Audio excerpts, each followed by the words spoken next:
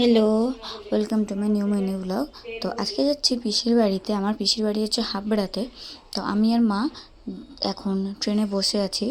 এখন আমরা বিধাননগর থেকে প্রথমে দমদম যাব, তারপর দমদম থেকে ট্রেন চেঞ্জ করে মসলন্দপুর হাবড়া যে লোকাল যে ট্রেনটা আছে ওই ট্রেনে যাব। দেখছেন, লেডিস কম্পার্টমেন্টে উঠেছি, তবুও কি প্রচণ্ড ভিড়।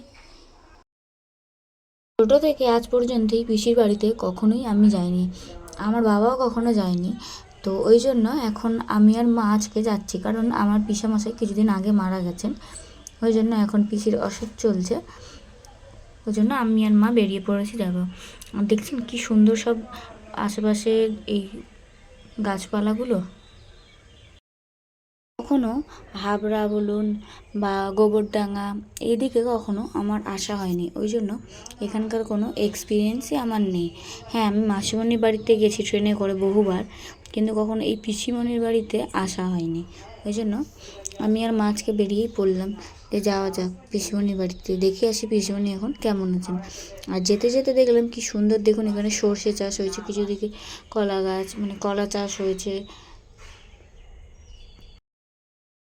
জানেন, দুপুর 1টার সময় ট্রেনে উঠেছি, তবুও কি প্রচণ্ড ভিড় সেটা আপনারা দেখতেই পেলেন। আর আমি বহু কষ্টে জানালার পাশে সিট পেয়ে গেছি।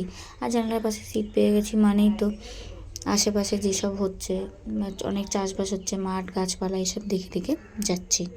তো